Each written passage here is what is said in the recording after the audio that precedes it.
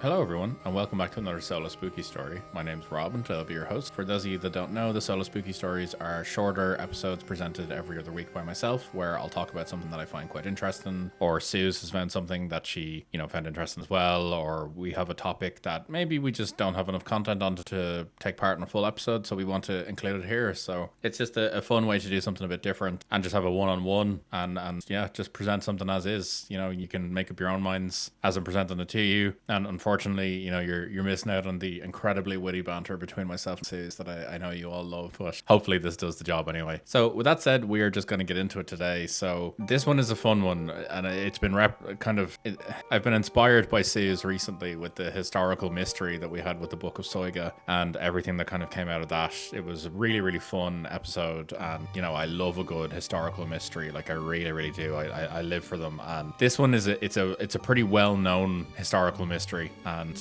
anyone I think that's kind of vaguely aware of historical mysteries about famous people from Europe and things like that, you've probably heard of this person already. And yeah, I'm going to be telling you some things that you already know, but for those of you that aren't aware, this mystery of the Count of Saint-Germain it's just brilliant. Like, this guy, he has it all. He's allegedly an immortal ascended being who's from, this ancient race of humans who's been around since the dawn of time, has knowledge of everything and everyone, and has basically just everything going for him. It's charismatic as fuck, basically. And yeah, he's just this mystery in 18th century Europe that people still have absolutely no idea who he was, what he was about, and really kind of where it all ended for him. So we're going to get into it today. We're going to touch on the history, and I have a plan for a future episode with Suze where we continue the conversation on this. So yeah, as I said, today we're going to just kind of cover Saint-Germain, who he was, what he claimed to be, and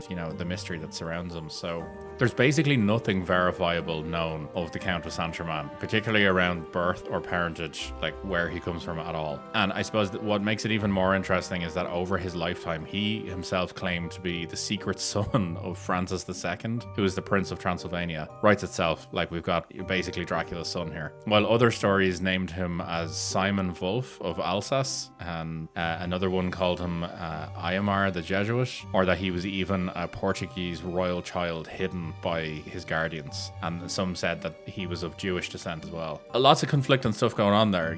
There's many different regions of Europe getting covered under his potential origins here, and that's what makes it even more interesting. And it's fair to say that these conflicting accounts only deepen the mystery surrounding his wealth, his education, and his apparent mastery of basically every language, and of course of the sciences, because what learned gentleman of the time wasn't also a scientist. So Saint-Germain really emerged in the early 1740s under his self-styled title of the Count of Saint-Germain, and instantly, it's fair to say, just completely captivated the courts of Europe. The courts of Europe being obviously like the royal houses and things like that. And the guy kind of was able to back up his charisma and, just his, the attitude that he brought with it by actually being very talented as an individual. So in London, he wrote opera songs for the Haymarket Theatre.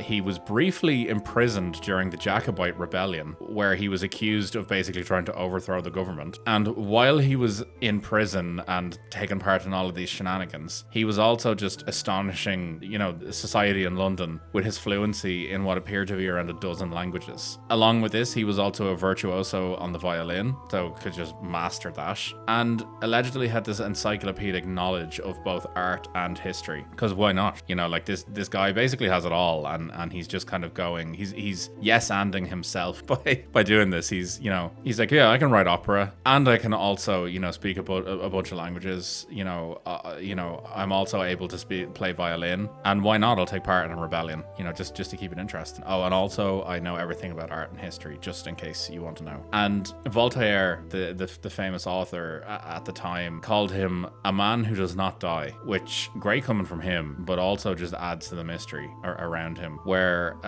Louis XV allegedly became known, or he became known to Louis XV, so much so that he was so enamored by him that he allegedly actually employed him on secret diplomatic mission and basically indulged in, of course, his knowledge and interest in alchemy as well, because you cannot be a learned scientist of the 18th century without also dabbling in a bit of alchemy. This guy literally has it all. Like, I cannot emphasize it enough. So on, I suppose, the alchemy side of things, throughout the 1750s and 1760s, so he's been around now, you know, a good 10 to 20 years, Saint-Germain basically found himself drifting between Versailles, The Hague, even dipped into St. Petersburg for a bit, and basically he would always arrive with letters of introduction and promises of these scientific marvels. And he's either a phenomenal con man or he actually had, you know, the stones to back him up. So while he was in Chambord, he established this laboratory, and the whole point of it was that he was going to experiment with dyes, looking at something that he called universal medicine. And while he was at it, just a bit of diamond fusion, because, you know, why not? So the diamond fusion that he was doing was allegedly, he had figured out himself the art of taking many little diamonds or little gemstones, and somehow through some elaborate scientific process that he didn't share with anyone else, he was able to merge all of these diamonds together and make one completely untarnished giant diamond or gemstone. Like, it just writes itself.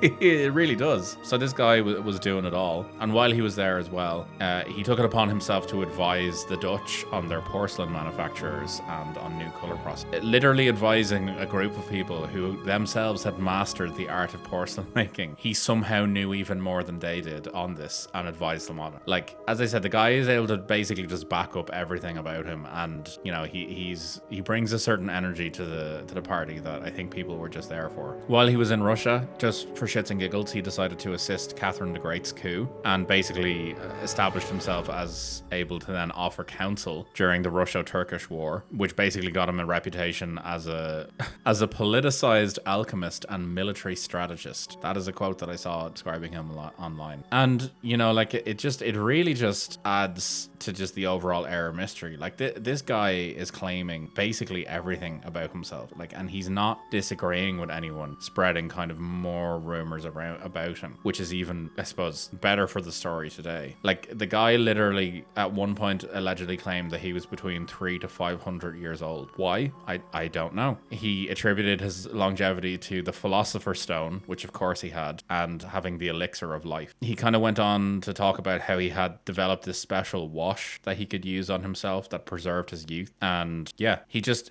keeps adding these things onto his legend. He allegedly was also credited with founding Freemasonry, that he also secretly authored some of Shakespeare's plays, and that he also predicted that the French Revolution would happen to Marie Antoinette. Like, the guy just, as I said, he just keeps yes-anding himself. He just takes something, runs with it, and then just adds more. And he's literally like, well, I can do more than, why can't I do more than? And he's not disappointing in any way. Like, it's just brilliant. Like, this guy, he's just delivering constantly. And I think that's the cool thing about him, is that he's coming into these sort of situations claiming something just mad about him, and he somehow has the ability to back it up. Like, it's just amazing. So yeah, just completely enamored with this guy. He's just brilliant. He's just, you know, one of the guys basically. And yeah, people just loved him. In Europe, he gained the title as the Wonder Man. People were just so enamored with him that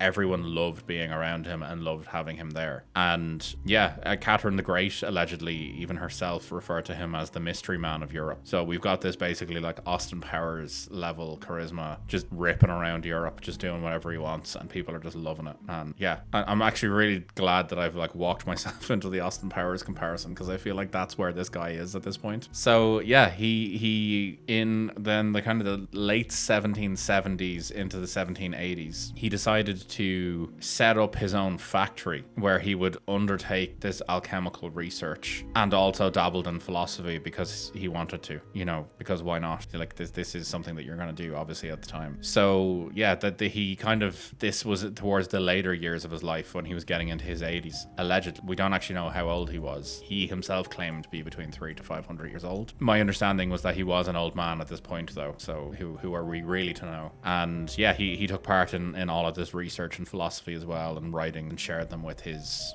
followers, I guess. Ultimately culminating on the 27th of November 1974, he reportedly died at the Eckernforde in the employ of Prince Charles Hesse Castle in Germany, I believe. And yeah, so according to witnesses, he told them at some point that he was 88 years old, but the witnesses themselves then claimed that he displayed no signs of aging. So he allegedly, even though seen some people say he looked old, others who were there when he allegedly died claimed that no, he looked like a young man still. He did not look 88. And as one final, I suppose, gift to the world, a number of months later, his coffin was opened, and wouldn't you know it, his coffin was found to be empty. And this immediately gave rise to whispers that the man who never dies had basically just faked his own death and simply just chose to vanish again and remained out there somewhere. So naturally, with this mystery going around him, there are a bunch of sightings that I'm gonna briefly talk about that are sightings of him allegedly after he's died. So in 1785, he was sighted in Germany alongside Anton Mesmer. The Freemasonry minutes at the time at a meeting record him as a delegate to the European Convention that same year. So he's allegedly doing Freemason meetings on their behalf, and they've recorded him as attending, even though he's supposed to be dead. Between 1789 to 1820, there were claims of meetings in Parisian salons at key historic moments with Saint-Germain. So allegedly he was seen on the eve of the fall of the Bastille in 1789. During one of Napoleon's coups in 1799, he was seen there.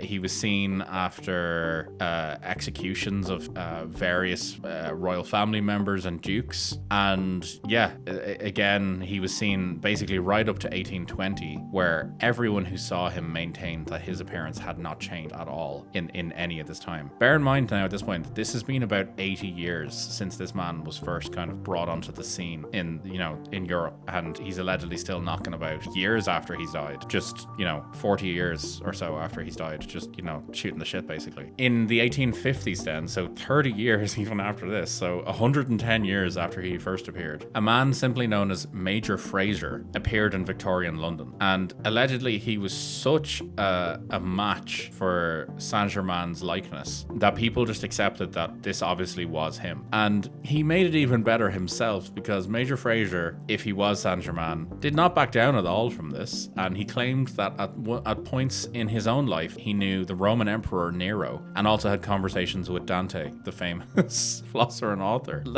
These are from 1,000 years beforehand. The guy he just went with it. And this Major Fraser character was knocking about Victorian London all throughout the 1850s, at which point he just one day upped and disappeared without explanation, because of course he did. In 1896 then, theosophist Annie Besant reported a direct encounter in London with Saint-Germain, and he basically went under a different name of the Master Rakosi, who is the name of the Prince of Transylvania at the time, actually, way back in the day, the 1740s, allegedly. He was going by this name now, maybe as a nod towards his actual origins. And while he met with this theosophist, he gave her all of his teachings basically on spiritual evolution, because of course he did. And yeah, he then becomes interlinked then in the early 20th century with the Theosophy movement, where he allegedly meets with them from time to time and outlines various doctrines and teachings and talks about coming ages and things like that. And yeah, the guy is just still around, and it's just wild. There's sightings in 1957 where people see pictures of him and they basically say I know this man, I've met him. And these are people of high European society or the States time. These are people who I suppose have a bit of weight behind them, and they're claiming that they've met him and have talked to him. And yeah, this kind of culminated in the early 1970s through to the 1980s, where a man called Richard Chanfrey appeared on French television, and he claimed that he was able to turn lead into gold, which is obviously one of the main goals of alchemy. And people immediately said that he looked like Saint Germain and basically accepted that he was Saint Germain. And unfortunately, Richard Chanfray took his own life in 1983. But people are basically saying that this was just the Count dipping out again after showing the world that Alk is real. So yeah, basically across nearly 3 centuries, the Count of Saint Germain has morphed from this European courtier to this alchemical legend, and some have now called him the Ascended Master. There's been multiple novels, there's been secret society conspiracies, and basically this ongoing quest to decipher his writings. So he actually created this book, and it's this cryptic called the Triangle Book, and it allegedly holds all of his secrets in it if people can somehow manage to figure out how to basically crack the code. And yeah, it just, as I said, it continues to fascinate seekers of this hidden knowledge, and his legend very much so lives on today, very much so intrinsically linked with like Freemasons and New Age spirituals like that.